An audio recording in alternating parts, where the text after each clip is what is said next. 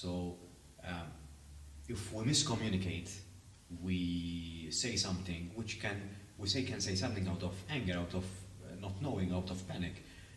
We allow ourselves to explain ourselves in a better way, because sometimes we say things without not thinking through, and we say things that come up to our mind on the flick of a finger, but then we need to expand and explain ourselves. So, and I think it happens no matter how self-aware we are, because in the heat of an argument doesn't mean that a conflict, but a debate, a conversation, we don't have the luxury of time to think things through. So, for example, you ask me a question and I have to respond, very much like we're doing at the moment. Interesting. You might, after the podcast, think about something that we've discussed and come up with a different kind of message that you want to rely on, which might be slightly a bit more expanded. So we have to be patient enough to say, listen, here I didn't mean what I've said in this part. What I really meant, because I thought this was this, and this. But sometimes we don't accept the new version of the message. We get stuck on the first version of the message. And that happens in every kind of relationship, even at work, even with our romantic relationships. We need to be patient with ourselves and to let the other person explain to us, and to work together into finding a common ground, into finding a solution. Yeah. It actually reminds me of a client that I had once, that we were going to create a spending plan, right? And this is the financial angle now. Okay. So this client had some issues, yeah, in the fact that she would earn her salary, mm-hmm, and the next day or throughout the week it would be gone. So she would impulse buy and have no more funds to last her the rest of the month. So we first created a plan, right? But the crux of the plan was very simple. Let's try a 3-day rule. Okay? 3-day rule.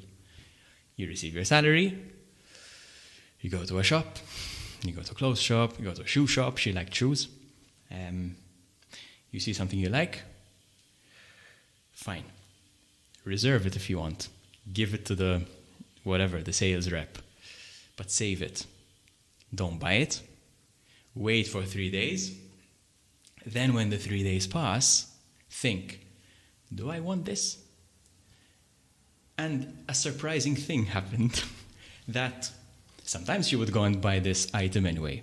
But very often, she would either forget about it, or she would actually think conscious spending, listen, I don't need this. So I'm using words randomly, but she would consciously or intentionally or rationally rationalize the subject and say, okay, I don't need this. And we started celebrating week after week these little wins. Today, I saved 200 euros. Today, this week, I saved 400 euros. Yeah. And that snowballed and that compounded into a meaningful spending plan. And this person came out of this, let's say, behavioral trait, for want of a better word, and started saving. So that reminded me of this little financial example. That it's also communication with oneself that is the issue. In return, you remind me of something about fitness and sports. When you're dieting, that impulse, because we're speaking about impulses here. I love my food. So I would say me too, but right now I'm on a particular diet. But anyways, Won't mention the carbonara, then I'll be having tonight. No, I can't. I am beyond it. I will be eating my chicken and rice. So when you see something, because when you're dieting or training, mostly it applies to food. So when you're dieting, you see something that you enjoy eating, or you enjoyed eating in a particular quantity, let's say. So let's say pick chocolate, for example. So you're allowed to take 2 bars of chocolate every day. Let's give an example. You would be tempted to take 3 bars of chocolate every day. And you would say, come on, one bar won't hurt, one shoes won't hurt. If I buy this, won't hurt my bank. If it's something small, obviously it's not 3 cars, right?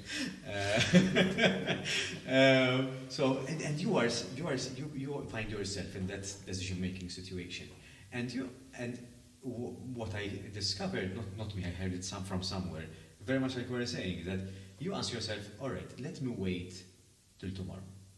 And if I want it tomorrow, if I want to take 3 bars of chocolate tomorrow, then I'll take them. Most probably, the next day you won't take them.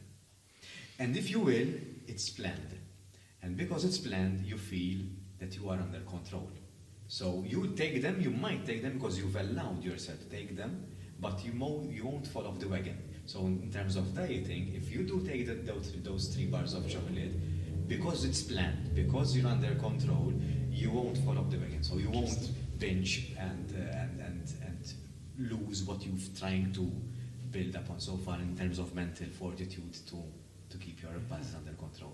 And I think that goes to what very much so. It's actually, I'm a big fan of the Ikigai concept. Yeah. I don't know if you've heard about it, Japanese philosophy that they say, I don't know how they do it, but there's part of this, one of the blue zones. Yeah. Incidentally, I believe 2 out of 5, there are 5 blue zones in the world. I believe 2 of them are in the Mediterranean. The blue zone, I'm familiar with the concept, but not the blue zones. So. Sure, the blue zones are, and don't quote me on this, but there are specific areas, random areas in the world where there is an exceptionally high rate of centenarians and people living a long life. Okay. Long and they say happy life. All right. And 2 regions, where actually one is in Sardinia, one is in Greece, some Greek island, I'm forgetting the name now, and the other one is in the Japanese island, I'm also forgetting the name, that perfected the Ikigai concept. Okay. And this Ikigai concept, one of their tenets is to eat until you're 80% full. Yes.